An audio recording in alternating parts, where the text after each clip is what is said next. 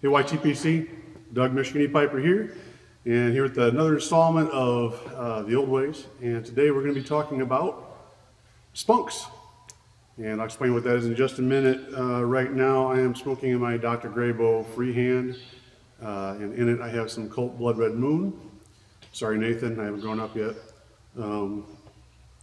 I really enjoy this. Actually, I didn't like any cherry flavors before, but for some reason this one just started really hitting me within the last month.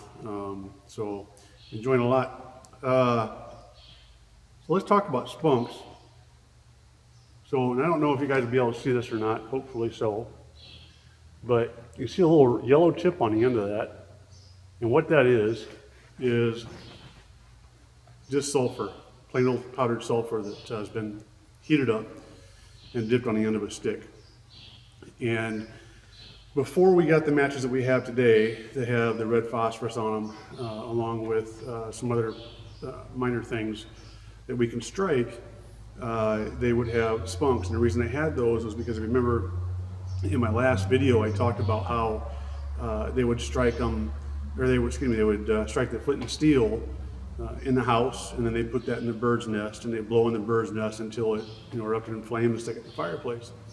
The problem with that was it created an incredible amount of smoke. It's not a big deal if you're outside, but it really smokes up the house first thing in the morning.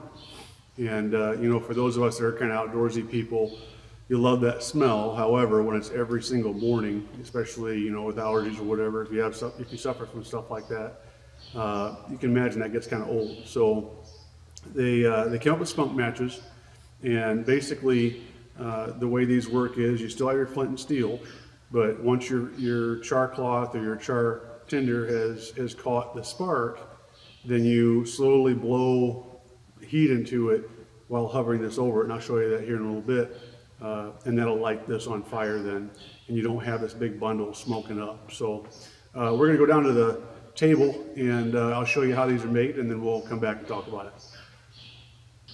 Okay guys, I'm going to set this over here, get that out of the way there, and so I'm going to teach you how to make these spunks. Very, very easy. First, let me say that this is very, very flammable. This is, if I can bring it up to the camera here, this is sulfur flower, sulfur powder. It's from Loud Wolf Limited, and I think I paid, this is 3 ounces, I think I paid $5 or $10 for this, so it'll last you forever. I mean, it's just, all it is sulfur powder. And then for our dish, we're going to use just an old Altoids tin, but you can use whatever you want. But yeah, this stuff is very flammable, so try not to get too close to the open flame. That's why the flame's over there for now. And we'll throw some of this in here. It should be plenty for just doing 1 or 2. Set that over here. Now what I use is, I just use wedges. You see I've cut some of them down already, but you can use pretty much any piece of wood. Very simple, just be very careful with the knife obviously. Put that on there, push down on it, and voila, you have a spunk match.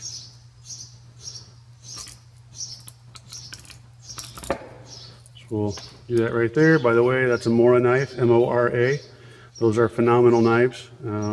They make them all shape sizes. If you want to know more information, give me a holler. I could talk for hours on just Mora knives alone. So we've got our sticks now. We're going to take that powdered sulfur, and I'm just going to crush that up a little bit. I got a couple of chunks in there, and I want that, it just melts better if it's not all chunked up. I'm going to take something a little, I'll burn my fingers here. Your candle over. Just hold that over the counter. This candle's all you gotta do. Once that heat builds up, you can see it starting to melt.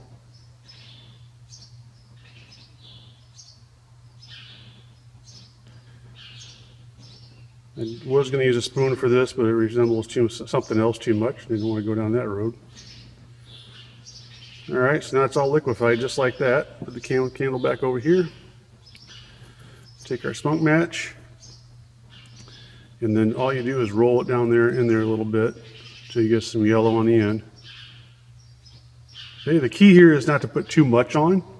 If you do that, what happens is once you light it, then it's going to drip, and you don't want dripping sulfur. Dripping sulfur is a bad thing. So we'll do a couple of those. Yep. Put a candle real quick, starting to harden up already. There we go.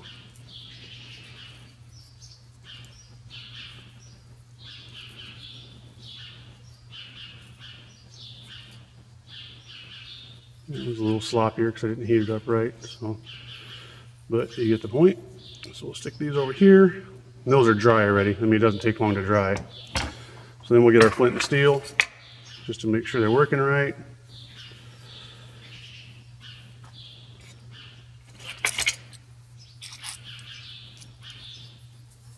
Forgive the birds. They know not what they do, which is frustrate the living tar out of me. Here we go.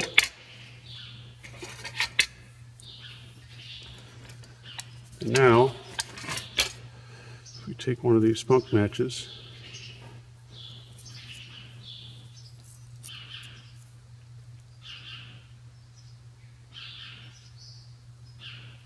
I'm going to burn myself here now. Let me do this. Start another one real quick because that got a little bit warm for my fingers and caught up to me.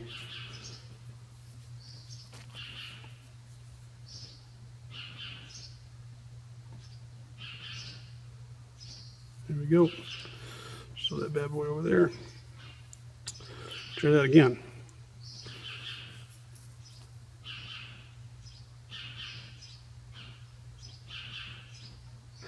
Just blow it on it real light. And there you go. So it kind of gets almost violent at first, you know, like a match would, until that sulfur burns off. I would say do this outside as far as the making them, because the sulfur does, you know, it's sulfur. You need to ventilate. And that's all she wrote. That's your spunk. All right. So that's it, guys. That's all there is to making spunks. I keep calling them spunk matches. They're really not called spunk matches. They're called spunks. One of the things you can do, though, if you decide that you want to make them, is you can go to pretty much any dollar store, and they have these, I don't know, pyroline, I think, pyroline, creme de pyroline. They're just dark chocolate rolled in some kind of crust, and they're really good. But they're $1.25 for the whole can. And that's what I keep mine in, once you get all the chocolate. But then, you know, it makes a good holder. There's ways you can take that ink off, or if you want to make that, you know, more traditional or whatever. So but that's pretty much all there is to it.